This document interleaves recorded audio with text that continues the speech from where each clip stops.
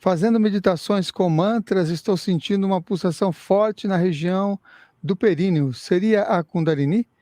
Quais os perigos? Então, o períneo tem muito a ver, porque ela vai partir do chakra Muladhara, que fica a raiz dele, né, fica no cóccix, mas ele se estende até o períneo, que, para quem não sabe, é o ponto entre o ânus e o órgão sexual. Então, vou dar um exemplo para vocês. Depois que eu tive a minha primeira experiência com Kundalini, depois daquilo, aí não foi exatamente a Kundalini, eu chamo de pré-Kundalini, tá? Mas, assim, tem uns bandas, que bandas são umas posturas com contrações que as escolas de yoga, principalmente as escolas de Kundalini Yoga, fazem. Contração do assoalho pélvico, outras coisas que eu não saberia nem explicar. Tem até um canal que eu sigo muito bom, depois eu vou indicar para o Samuel para ver no canal. A menina nem me conhece, mas o canal é muito bom, de Kundalini Yoga. E o períneo tem tudo a ver. Depois que eu despertei a Kundalini, isso acontece até hoje, só que não é a Kundalini, é a energia propriamente dita prânica percorrendo. É até meio chato falar isso, constrangedor, mas é interessante. Quando eu vou no banheiro fazer a minha necessidade número 2, logo nos primeiros dias, principalmente, quando eu fazia força ali, você acaba contraindo o períneo para evacuar, muitas vezes não, hoje em dia, praticamente sempre, quando eu faço a energia prânica, não é a Kundalini propriamente dita, mas digamos assim, um pré-Kundalini. Você está sentindo que aquela energia está ali. E comigo, se eu for no banheiro, é sempre, a energia, bum, acumula e vem subindo. Não é a Kundalini, mas é algo que vai te levar a Kundalini. Então, se você está sentindo uma energia por ali, tenha certeza que aquilo ali pode se tornar, se for de forma estimulada, equilibrada, com a mente, com os bandas do Kundalini Yoga, que eu não saberia nem te dizer como fazer. Os canais de Kundalini, os mestres são aqueles, eu acho que têm o maior conhecimento para falar sobre isso, mas o que eu percebi era isso. Depois que eu tive a primeira experiência, eu tive muitas outras depois, até bem mais assim impactantes. Mas depois dessa, além da clarividência que eu falei para vocês, eu comecei a ter, toda vez que eu vou no banheiro defecar, nessa hora que o negócio está ali indo para fora de mim, a energia, eu sinto a energia, mas você fala, você sente energia como? Um arrepio? Não, eu sinto a energia no duplo etérico mesmo, eu sinto um turbilhão de energia e ele tende a subir. Por isso que muitos yogis, quando eles estão querendo despertar a Kundalini, eles têm esse método de sentar e de botar o calcanhar no períneo, para estimular ali o chakra. A gente pensa que o corpo físico não tem nada a ver com o chakra. Às vezes a pessoa, mas o chakra não é uma coisa que está ali no duplo etérico, dá uma energia muito sutil. Mas o teu corpo físico, ele está aqui, você sobrevive, ele está em manutenção por causa do corpo prânico, né? Do duplo etérico, do corpo astral, e como os hindus chamam de prana maya kosha. A ligação é muito, digamos assim, muito precisa entre eles. Então, quando você, pela postura do yoga, pelo estímulo de algumas bandas, de algumas contrações, você estimula o chakra também. É claro que se você estimular primeiro o chakra, né, no meu caso eu nunca fiz banda, nunca fiz nada.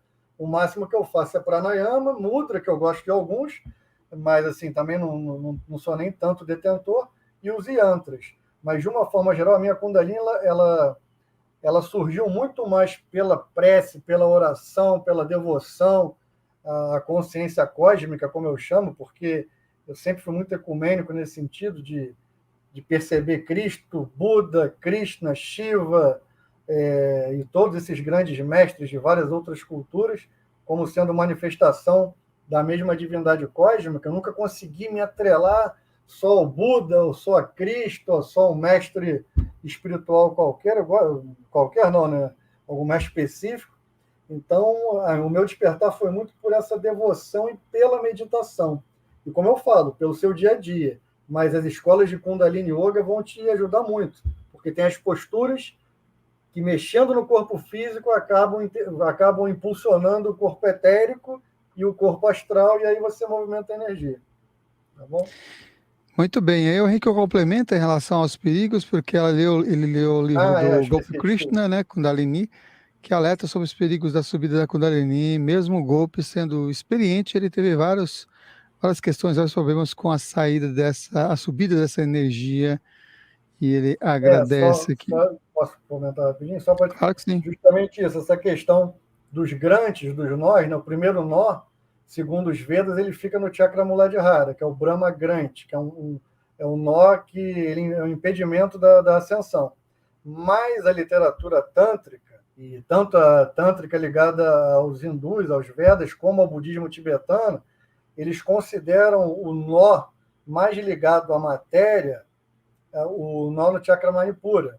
Porque, assim, teoricamente, de acordo com os Vedas, o primeiro nó, o Brahma Grande, que é no chakra Muladhara, o segundo nó da Kundalini, ele fica no Anahata Chakra, é o Vishnu Grande, da divindade ligada à preservação, à manutenção, uma divindade extremamente amorosa, que tem os avatares como Krishna e como Rama.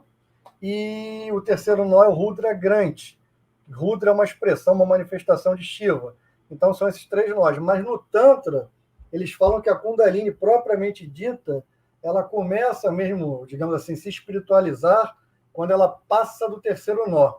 Só que o terceiro nó, não, desculpa, o do primeiro nó, que segundo os Tantras, o primeiro nó, o Brahma Grande, ele se repete no chakra Manipura, no chakra do umbigo. Então, eles falam que, na verdade, o primeiro nó, de uma forma mais firme mesmo, ele está no chakra umbilical. E é um nó que te liga, se você despertar a Kundalini e você não conseguir romper nada do chakra do umbigo, meu amigo, aquela energia que vai ficar ali armazenada no teu chakra Manipura, no Swadhisthana e no Muladhara, vai ser difícil de controlar. Porque quando eu tive essa primeira experiência da Kundalini, ela subiu até o topo da cabeça, explodiu, tudo isso, eu tive essa sensação de unidade, não perdi a consciência, e depois, e na hora foi muito engraçado, eu novo, né, 18 anos, caraca, depois que passou aqueles 30 segundos de não pensamento, de comunhão completa, entre aspas, depois veio o ego superior, e estou me sentindo aqui alguma coisa muito importante, né, digamos assim, está aqui ligado a esse nó, ele começa a te mostrar o guru interior e tal. Então, na verdade, eu achava que estava com uma grande Kundalini. Na época, eu nem sabia o que era Kundalini. Depois, de uma forma mais direta, eu estudava os chakras, mas não me debruçava muito sobre a Kundalini. E, na época, eu percebi isso. Cara, na verdade, eu tenho alguns nós. Mas o do Manipura, que é um nó que te liga à energia sexual, te liga ao autocontrole, ao domínio.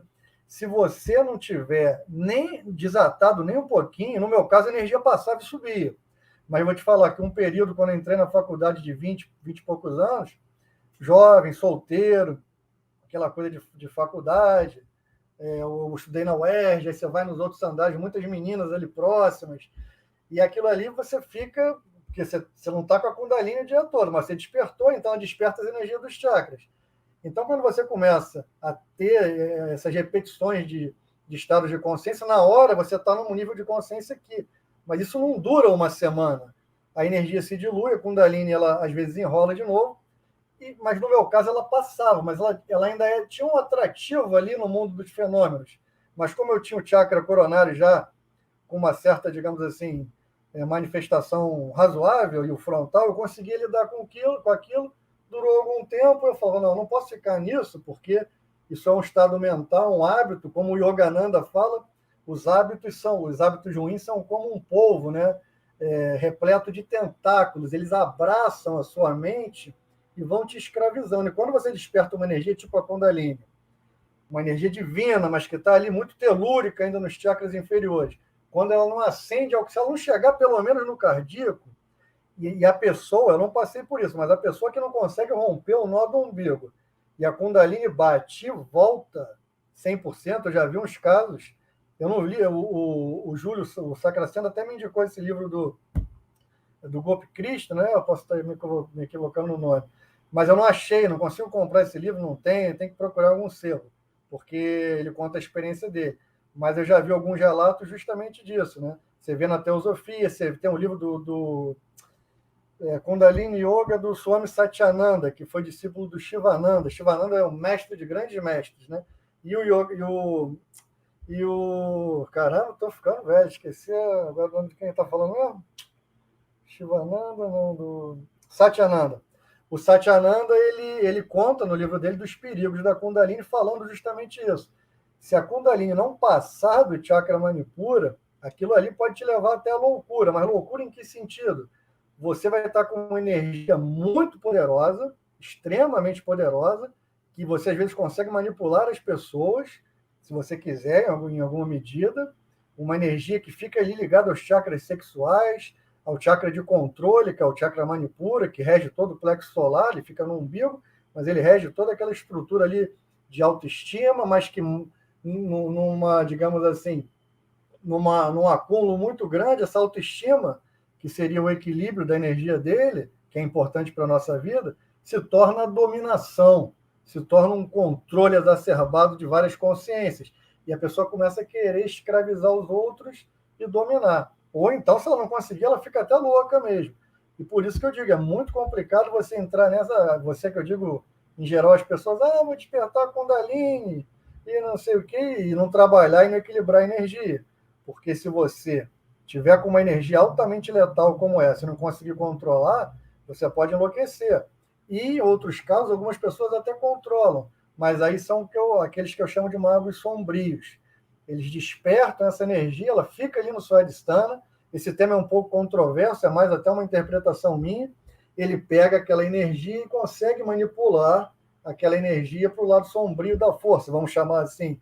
E é uma energia muito poderosa. Então, por isso que é importante você equilibrar os chakras, você despertar os chakras não só por meditação, sentado, ou por meditação em yantra, em mantra, porque também é muito difícil a gente chegar na internet, como a maioria das pessoas fazem, vou ver qual é o yantra e qual é o mantra e vou fazer. O ideal, eu sempre falo, não foi nem o meu caminho, mas eu sempre aconselho, procura uma escola de yoga, procura um mestre, alguém para te orientar, porque é tudo muito perigoso, igual clarividência. O pessoal, vou abrir minha clarividência, meu terceiro olho, eu vejo um monte de curso, eu não sou contra curso, no futuro eu até pretendo, às vezes, talvez fazer um curso, mas assim, as pessoas vendendo, vai abrir a clarividência, vai se tornar um messias, a tua vida vai mudar. Abrir a clarividência é uma coisa complicada. Não pense que você vai que você nem só sair do corpo, né? Que você vai ter uma experiência de clarividência e vai ver só coisa maravilhosa. Normalmente você vai ver energia densa. E se você não tiver equilibrado, se você não tiver com esses dois canais energéticos, com essas gunas, com essas manifestações, com essas qualidades extremamente ali, de forma como se fosse uma gangorra, pendendo para um lado e para o outro, equilibrando devagarzinho até chegar naquele equilíbrio energético legal. Se você não tiver isso, você não vai conseguir lidar bem com clarividência nem com Kundalini, porque é um negócio complicado. Então, acho que as pessoas têm que tomar muito cuidado com isso.